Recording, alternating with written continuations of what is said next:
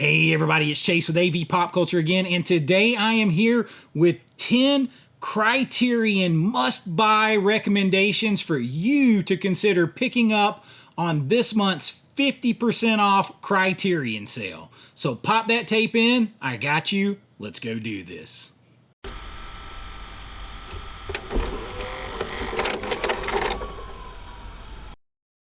All right, so I have 10, well really 11 movies here because I wanted to recommend a few of them to you. Now, a couple of them I just bought myself, and I mean, I've seen them, they're high recommends, but a lot of you said, hey Chase, can you just recommend 10 movies?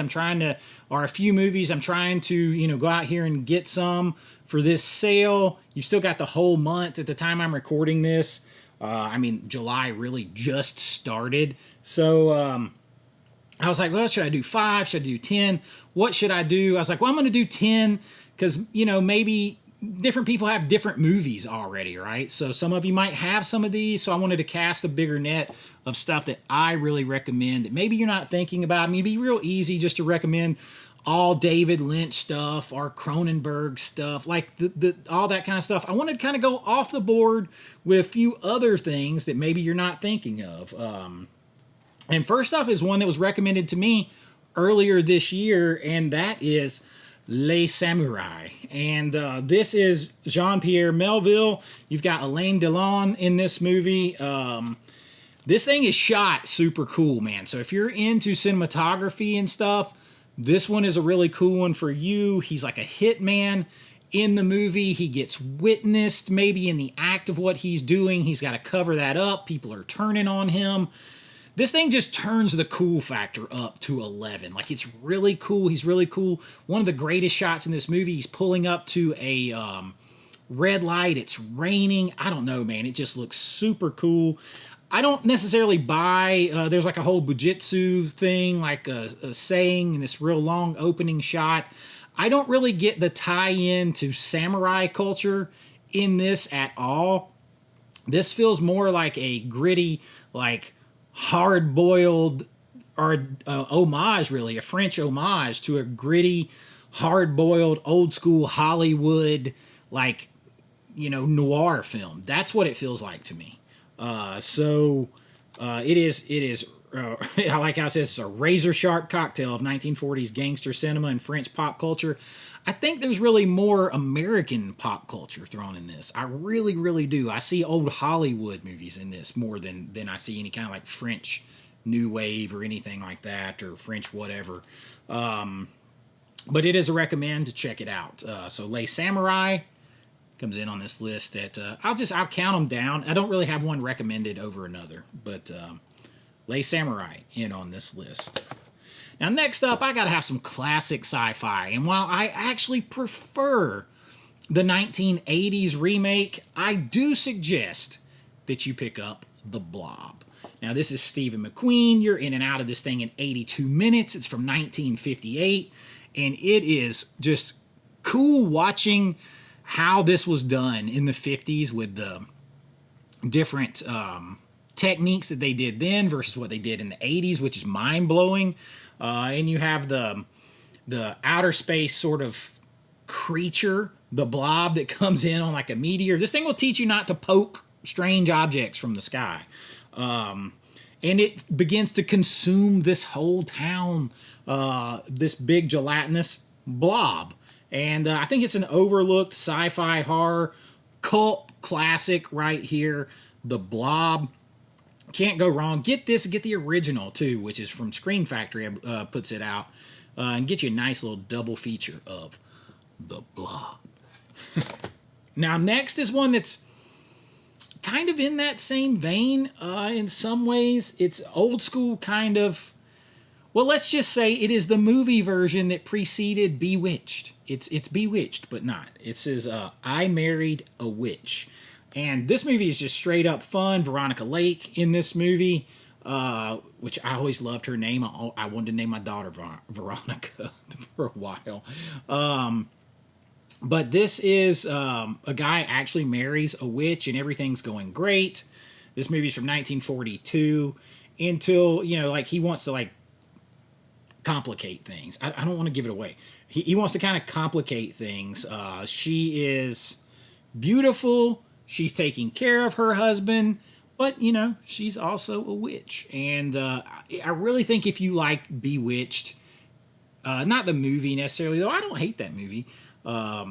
If you like Bewitched the series, you will like I Married a Witch. It's one I don't hear a lot of people talk about. I actually heard about this from my buddy Daniel at the Cobwebs channel about a year ago or so. I had to go pick it up, and it is a good one. It is fun. So I Married a Witch, 77 minutes long, 1942. Check it out. Now, this next one is one that you're going to see on a recommendations list for me, and I'm not going to spoil it, but it's coming out. That video will be out soon. This is one that I just picked up myself, so I haven't watched it yet, but I have seen this movie several times before. And if you've seen The Substance, you've seen Seconds. This is a John Frankenheimer film, and stars Rock Hudson, who... I mean, this is 1960s, so you have that kind of still like atomic era sci-fi. But he's unhappy with his life. He wants to change his life. And he basically undergoes a procedure that will grant him a new life in America and change the way he looks completely. All that kind of stuff until it kind of goes south after that happens. And really, it is the plot of Substance. And this has some really cool like cinematography in it, like kind of Dutch angles, different stuff like that in it. And I think it's one that you'll like. This is a 4K restoration on a Blu-ray, so we'll probably get a 4K at some point, but I'm okay with that. But this movie is one I think you check out. It's a different turn for Rock Hudson in here, and you can kind of see the body changes, becomes a different person, but that might not all work out the right way. So Seconds, check it out. High recommend. This next one is one that I just found myself. I just got.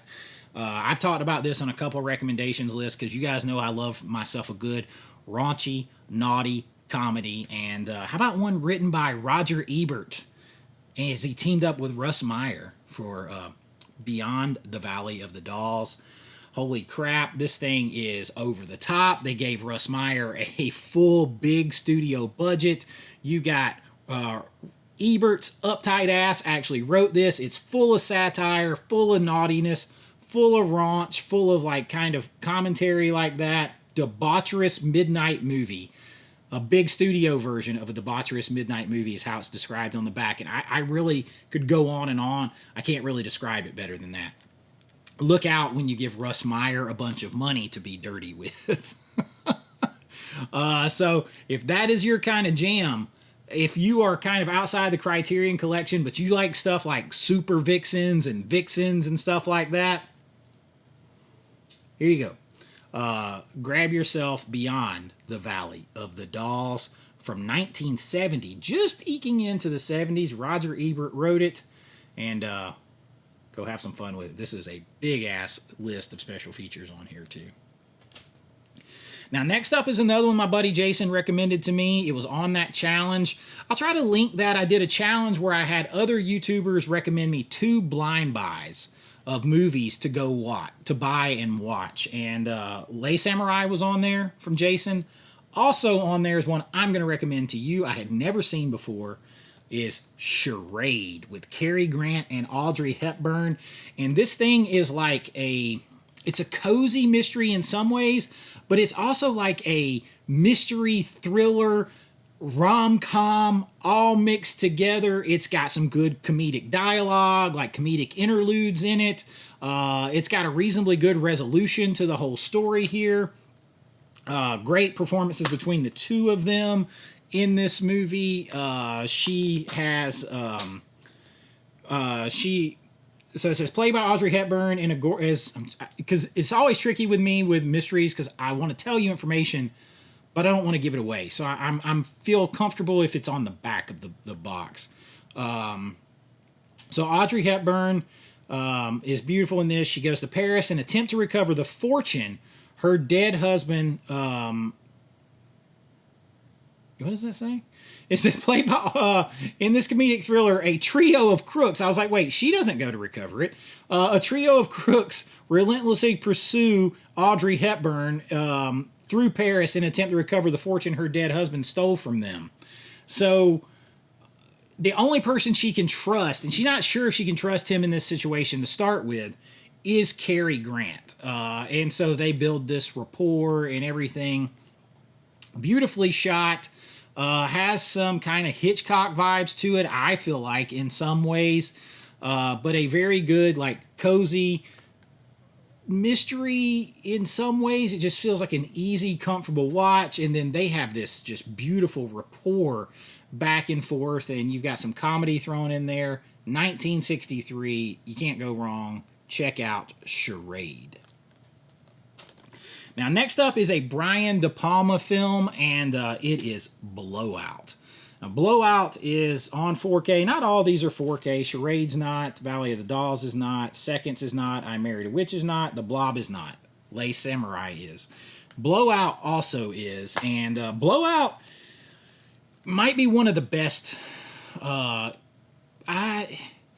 was about to say one of the best shot De Palma films, but then every time I want to say that, Body Double pops in my head, and I just think Body Double is his masterpiece to me. But Blowout, John Travolta's in this, Nancy Allen's in this, John Lithgow is in this, and John Travolta plays a sound guy for movies. He's in the movie business. He records sound.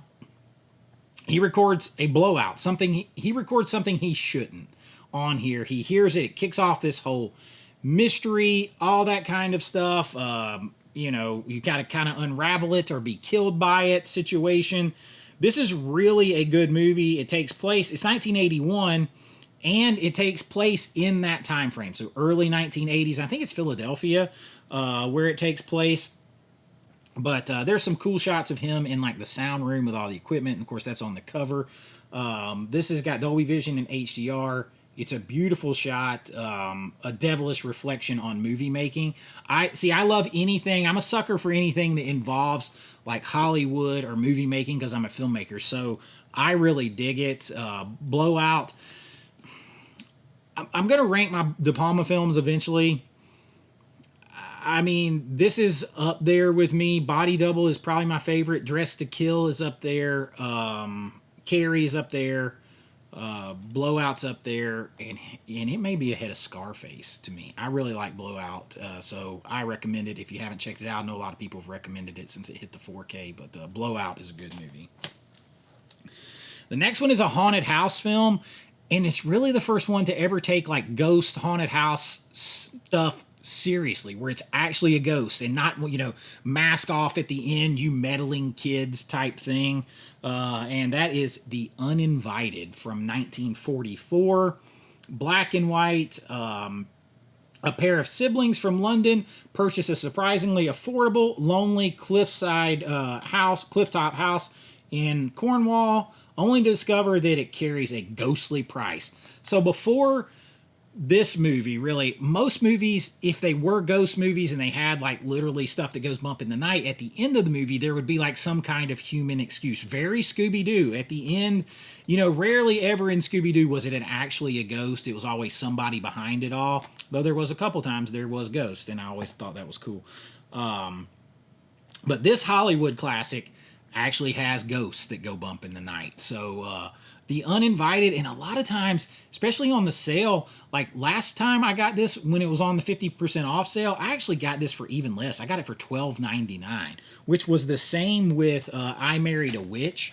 I got it for $12.99 as well. So some of these older Blu-rays like this, sometimes they're a little bit less, especially if you check Amazon sometimes. And I know Barnes & Noble, I support going to Barnes & Noble, but sometimes on the older Blu-rays, you might be able to catch them on sale a little bit more. So The Uninvited, another high recommend. And I've got two left, and then the one I didn't want to leave off because it's one that I'm liking more and more the more I watch it. So maybe you will too. But next up on the list is To Die For. Gus Van Sant film. Nicole Kidman in this. This is a very big, like, satiric look at the obsession with being a celebrity.